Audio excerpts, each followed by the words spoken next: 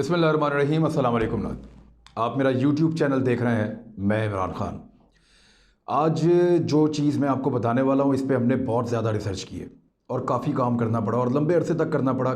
ये जब मेरा यूट्यूब चैनल नहीं था तो तब भी जब मैं यूट्यूब पे जाता था तो अक्सर मेरे सामने ये सिम्पसन कार्टून आ जाते थे और सिम्पसन कार्टून का कोई ना कोई स्टोरी, कोई ना कोई क्लिप वहाँ पे मौजूद होता था और उसमें बताया जाता था जी कि ये दजाली कार्टून है, या ये प्रिडिक्शन करते हैं, या ये कोई इस तरह की चीज़ है जिसको पहले से पता है कि दुनिया में क्या होने वाला है, या ये दुनिया को मैनेज करते हैं और ये यहूदियों के हैं।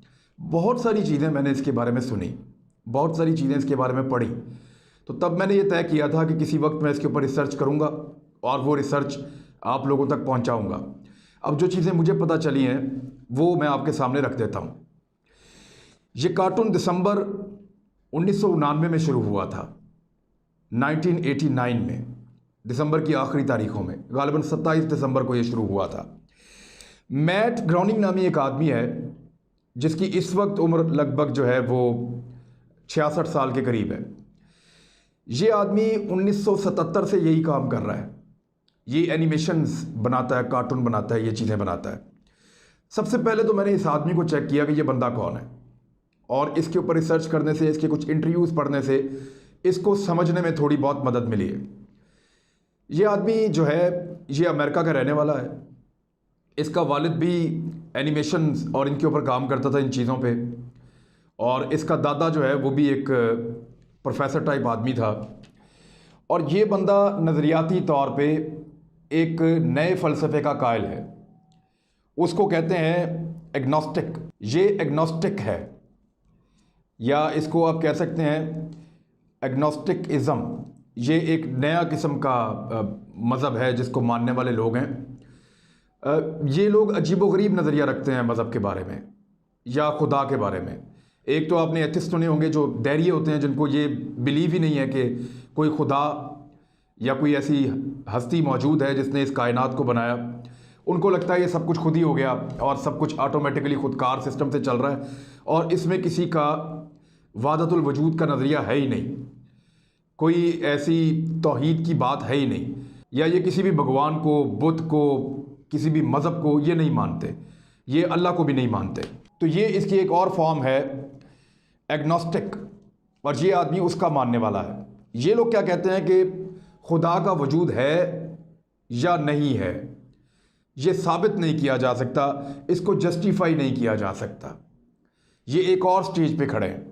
ये कहते हैं कि खुदा की मौजूदगी ना सिर्फ नामालूम है बल्कि इसे मालूम करने के इम्कानात भी मौजूद नहीं है, ये नामालूम ही रहेगी, कोई इस काबिल नहीं है कि उसको मालूम कर सके। तो इन्होंने एक नया अकीदा गढ़ लिया है, ये उसके मानने वाले हैं। ये आदमी इसको मानता है, लेकिन साथ ही साथ ये कहता है कि मैं दोज़ख में बिलीव रखता हूँ कि दोज़ख नाम की कोई ना कोई चीज़ है ज़रूर, और वो भी इसने कुछ अकायद बनाए हुए हैं, उसके बारे में ये बता रहा था। अब इस आदमी ने 89 में ये कार्टून शुरू किया, 1989 में, और इस कार्टून में बहुत सारी ऐसी प्रेडिक्शंस हैं जो आने वाले वक्त में पूरी हो गई। पहले मैं आपको वो बताता हूँ जो पूरी हुई, बाद में बताऊँगा कैसे पूरी हुई।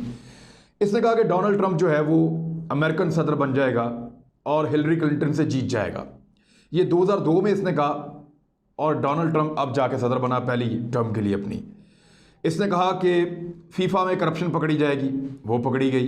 ये एक बहुत बड़ा स्कैंडल था जो पूरी दुनिया में मकबूल हो गया। इसने 1997 में बता दिया था। इसके कार्टून के अंदर एक तस्वीर थी एक बच्ची के हाथ में, और उस पर 9/11 का पूरा इंसिडेंट जो है वो बताया गया था। $9 से साथ 11 का निशान जो है वो ट्विन टावर्स जो हैं वर्ल्ड ट्रेड सेंटर के, वो बता रहे थे। और उस तस्वीर से ये अखज़ किया गया बाद में 2001 में 9/11 के बाद कि इस आदमी में 5 साल पहले बता दिया था अपने कार्टून में कि ट्विन टावर्स जो है वो तबाह हो जाएंगे। उसका इशारा इसने दे दिया था उसकी तारीख के साथ।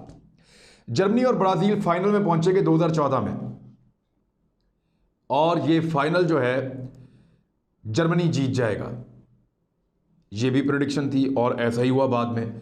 बहुत सारी टेक्नोलॉजी इसने पहले से बताई, जैसे कि हॉलोग्राम टेक्नोलॉजी है और दीगर बहुत सारी टेक्नोलॉजी है, ये बताता रहा। इसने बताया कि डिज्नी और फॉक्स का जो है मर्जर हो जाएगा, ये बहुत बड़ी बात थी, बहुत बड़ी खबर थी, ये भी हो गया। एबोला वायरस के बारे में इसने पहले से बताया, वो भी हो गया। 15 साल पहले इसने बता दिया था कि शाम में 2012 में क्या सूरत हाल होगी। और बागियों का जो झंडा, आज बागियों ने जो झंडा उठाया हुआ है शाम में, उस सूरत हाल के ख़राब होने के बाद वो झंडा एक जीप पे लगा हुआ इसने दिखा भी दिया था 15 साल पहले। क्या ये सब कुछ हादसाती है? क्या इसको फ्यूचर नज़र आता है, ये पहले से देख लेता है, या ये फ्यूचर को तब्दील करता है अपने मुताबिक? ये वो सारे सवाल आते हैं जिनके जवाब मैं आपको दूंगा, लेकिन पहले आप ये देखें कि वो कौन सी प्रेडिक्शन है बड़ी बड़ी जो पूरी नहीं हुई। अच्छा, वो जो प्रेडिक्शन जो पूरी नहीं हुई, वो प्रेडिक्शन भी इतनी ज़्यादा है कि उनकी तादाद का भी आप अंदाज़ा नहीं लगा सकते। दर्जनों में है बहुत सारी जो पूरी नहीं हुई। वो क्यों पूरी नहीं हुई, उनकी वजूहात भी जाननी चाहिए। नंबर 1, इन्होंने कहा था कि एक बहुत बड़ा तनसाज था, आप सब उसको जानते हैं, आर्नल्ड श्वार्ज़नेगर। वो जो है गवर्नर भी रहा गालिबन कैलिफोर्निया का। उसके बारे में इन्होंने कहा कि 2007 में अमेरिकी सदर बन जाएगा, लेकिन बुश बन गया अमेरिकी सदर। ये एक झूठ साबित हुआ इसकी प्रेडिक्शन का। जॉर्ज क्लूनी एक एक्टर है बहुत अच्छा, उसका साबित किया कि इसकी मौत हो जाएगी फलां सन में, लेकिन उसकी मौत नहीं हुई, वो सरवाइव कर गया। कुछ लोगों की हुई भी। बिग बैन एक बहुत बड़ा क्लॉक टावर है बरतानिया में, लंदन में। बिग बैन टावर सब लोग जानते हैं जो वहाँ पे गए हैं, और उसकी तस्वीर आप ये देख रहे हैं। इसका जो क्लॉक है वो बहुत बड़ा है, उसके ऊपर बड़ी बड़ी सुइयाँ हैं, और जब ये इसकी घंटी बजती है तो पूरे शहर में तकरीबन सुनाई देती है। तो उसको क्लॉक को जो है वो डिजिटल कर दिया जाएगा 2010 में। ये इसने क्लेम किया था कई साल पहले। अब 2020 है, लेकिन वो क्लॉक की सुइयाँ अभी तक मौजूद हैं। तो इसका मतलब है कि ये वो सारी प्रेडिक्शंस हैं जो झूठी साबित हुई सिम्पसन्स की। होता क्या है इसके ऊपर आप थोड़ा सा अगर गौर करें तो ये चीज़ें मैनेज की जा सकती हैं। यहूदियों का इस वक्त दुनिया के वसाइल पे बहुत बड़े पैमाने पे कंट्रोल है, और ये शख्स उनके इल्यूमिनाती जो उनके नज़रियात हैं उनका मानने वाला है, और ये आदमी ये कार्टून बना रहा है।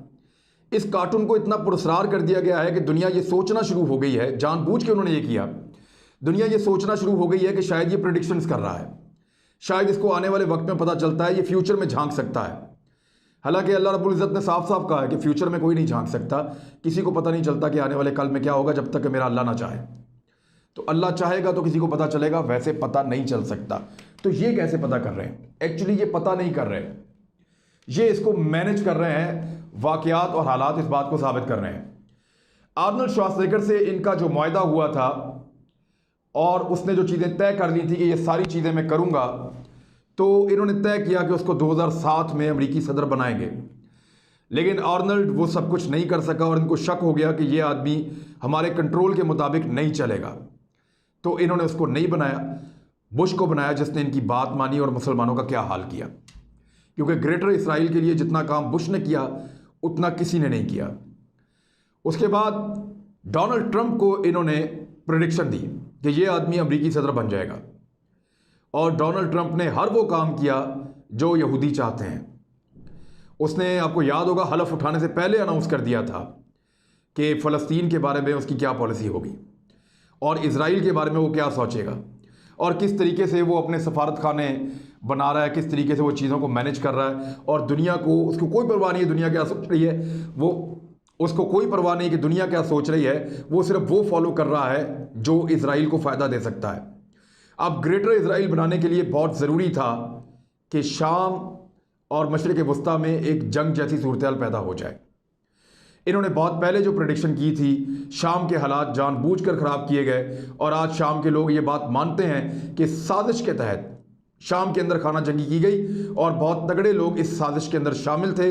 और ये जितनी भी बगावत हुई है और बागियों का एक ग्रोह बनाया गया है, उसको बाकायदा पीछे से बैठकर कठपुतलियों की तरह कंट्रोल किया उन लोगों ने जिन्होंने इस पर पैसा लगाया और जिनका ब्रेन इसके पीछे काम कर रहा था।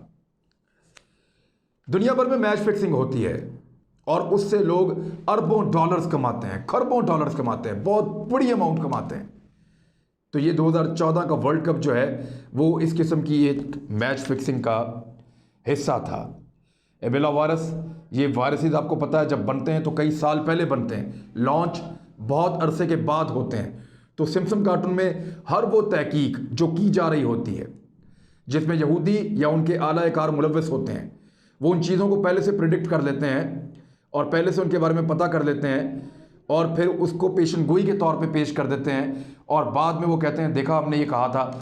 हमें इस बात पे दस्तरस हासिल है कि हम दुनिया में आने वाले वाक़यात को जांच सकते हैं, उनके बारे में पता कर सकते हैं। अब ये पेशन गोइयाँ कुछ और भी कर रहे हैं मुस्तकबिल में। एक पेशन गोई इन्होंने ये की है कि डोनाल्ड ट्रंप 2020 में मर जाएगा। एक पेशन गोई इन्होंने ये की है कि दजाल जो है वो अब आने वाला है।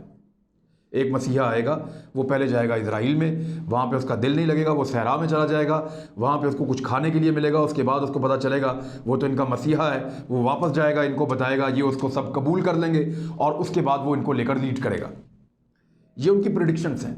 वो दजाल के आने के ऊपर बात कर रहे हैं। इन्होंने एक और प्रेडिक्शन की थी कि 2015 तक पाकिस्तान के टुकड़े हो जाएंगे या खुदा न खास्ता पाकिस्तान जो है उसका वजूद इकट्ठा नहीं रहेगा और कराची को अलग दिखाया, बलूचिस्तान को अलग दिखाया। तो आपको याद होगा कि बहुत बड़े पैमाने पर दुनिया भर की एजेंसीज ने बलूचिस्तान में हालात ख़राब किए। कराची के अंदर हालात बेशुमार ख़राब हो गए। जो कुलभूषण यादव पकड़ा गया है उसने कराची के अंदर किस तरह के हालात पैदा किए वो एतराफ़ कर चुका है। ये सारी वो प्लानिंग थी जो पाकिस्तान को तोड़ने के लिए की गई, लेकिन पाकिस्तान ने बर वक्त ऑपरेशन शुरू किए। कराची के अंदर एक बहुत बड़ा ऑपरेशन किया गया, बलूचिस्तान के अंदर किया गया, फाटा के अंदर किया गया और पाकिस्तान की फ़ौज ने और पाकिस्तान के लोगों ने मिलकर मुकाबला किया और पाकिस्तान एक इकाई के तौर पे आज भी अल्हम्दुलिल्लाह मौजूद है। इंडिया पाकिस्तान पे एक न्यूक्लियर अटैक करेगा बहुत बड़ा, ये एक प्रेडिक्शन मौजूद है। लेकिन इस प्रेडिक्शन के बाद इस कार्टून के अंदर एक सन्नाटा छा गया था। ये प्रेडिक्शन वो कैसे करते हैं और आने वाले वक्त में वो प्लान क्या कर रहे हैं, उनका रास्ता कौन रोकेगा और कैसे रोकेगा।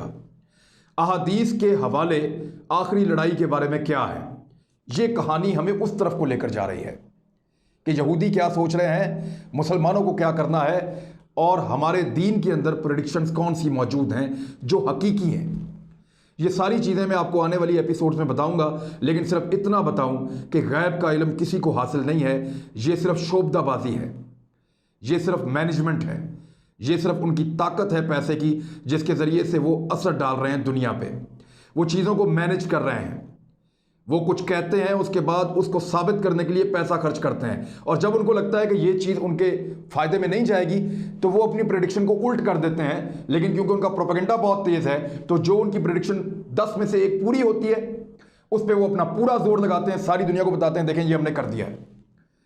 तो ये है वो खेल जो वहाँ खेला जा रहा है आने वाली एपिसोड्स में। क्योंकि ये एक एपिसोड के अंदर मैं इसको कवर नहीं कर सकता। मैं आपको बताने की कोशिश करूँगा पाकिस्तान का रोल क्या होगा, इस्लाम क्या कहता है, इनकी प्लानिंग क्या है और उस प्लानिंग के खिलाफ कुदरत क्या कर रही है। अब तक के लिए इतना ही। ये रिसर्च हमने की थी। मेरे ख्याल में ये कोई जादू नहीं है, मेरे ख्याल में ये कोई प्रेडिक्शन नहीं है, ये कोई मुस्तकबिल का बहुत बड़ा इनको नॉलेज नहीं है। ये सिर्फ इतना है कि ये इनकी ताकत है और इसको ये शो कर रहे हैं। अपना ख्याल रखिएगा। अगर हमारी ये रिसर्च आपको पसंद आई है तो आप इस चैनल को लाइक करें, सब्सक्राइब करें, दोस्तों के साथ शेयर करें और इंतज़ार करें। मैं आपको और बहुत कुछ बताऊंगा। अल्लाह हाफ़िज़।